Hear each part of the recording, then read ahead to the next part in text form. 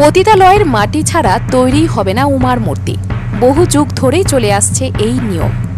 একটা সময় ব্রাহ্মণরা নিজে গিয়ে মন্ত্র পাঠ করে মাতৃ নির্মাণের জন্য নিয়ে আসতেন সেই মাটি। কিন্তু কেন এই প্রথা? সারাটা বছর যেখানে যাওয়া সমাজের কাছে লজ্জার, দুর্গাপুজোর সময়ে কেন প্রথমে সেখানেই ছুটে যেতে হয়? এইরকম অনেক কিছুরই উত্তর লুকিয়ে আছে এই ভিডিওতে। পুরোটা দেখবেন, আর হ্যাঁ, সাবস্ক্রাইব করে রাখুন এই রকম ভিডিও আরও দেখার জন্য।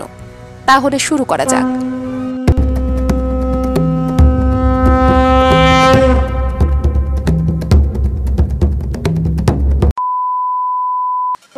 বাঙালির 12 মাসে 13 পার্বণ, আর বাঙালির প্রাণের উৎসব দুর্গাপুজো।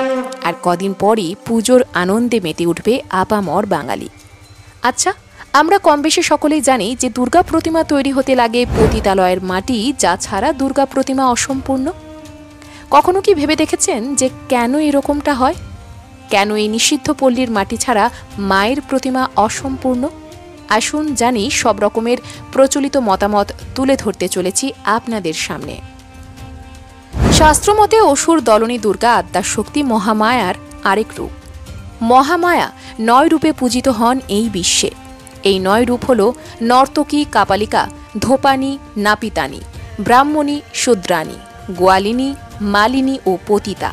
খেয়াল করে দেখলে বোঝা যায় যে এই 9 রূপ সমাজের নানান জাত বর্ণের প্রতীক। উচ্চ বর্ণ থেকে নিম্ন বর্ণ সবই রয়েছে এই 9 রূপে। এদের মধ্যে মায়ের 9ম রূপ পতিতা যৌনপল্লীর মহিলাদেরই প্রতীক।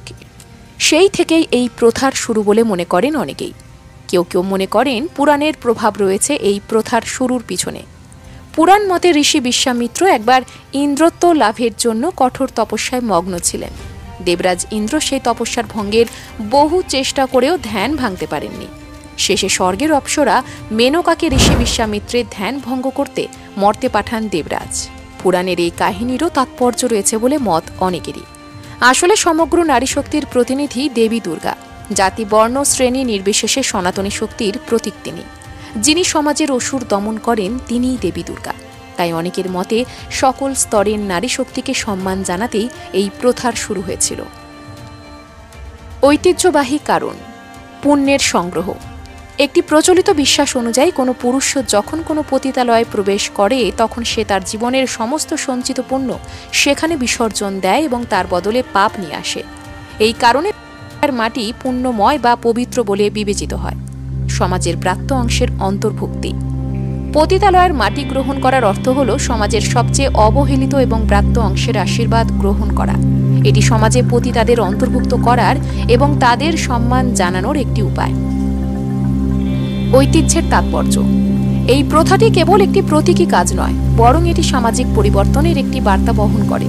সমাজের অবহেলিত অংশকে কেন্দ্রীয়ভাবে এনে তাদের সম্মান জানানো হয়। এই ঐতিহ্য দুর্গাপুজোর মতো একটি অত্যন্ত গুরুত্বপূর্ণ উৎসবের সাথে জড়িত, যা কেবল দেবীর আরাধনা নয়, বরং এটি সামাজিক সংহতি ও অন্তর্ভুক্তির প্রতীকও বটে। আর এই পুণ্য মাটি জোগাড় করতে হবে মন্দিরের পুরোহিতকে। এই পুণ্য মাটি জোগাড় করার পদ্ধতি বড়ই অদ্ভুত। এই পদ্ধতিটি যেমন শাস্ত্রসম্মত তেমনি নাটকীয়। এখানে মন্দিরের পুরোহিতকে যে কোনো একটি পতিতালয়ে গিয়ে সেখানে দরজায় দরজায় ঘুরতে হবে সেই মাটির জন্য। দুর্গা মায়ের মূর্তি তৈরি করার জন্য এই জায়গায় ঘুরে তাদের প্রত্যেকের বাড়িতে একবার করে মাটি চাইতে যেতে হবে। মাটি না পাওয়া পর্যন্ত তাকে সেখানেই অপেক্ষা করতে হবে। তারপর মাটি পাওয়া গেলে মন্ত্র পড়ে তারপর সেই মাটি নিয়ে মূর্তি তৈরি করতে হবে। ভিডিওটি ভালো লাগলে একটি লাইক করবেন, আর এই রকমই নিত্য নতুন ভিডিও দেখার জন্য আমাদের চ্যানেলটিকে সাবস্ক্রাইব করে পাশের বেল আইকনটি বাজিয়ে দেবেন এবং পরবর্তী ভিডিওর জন্য অপেক্ষা করতে থাকুন।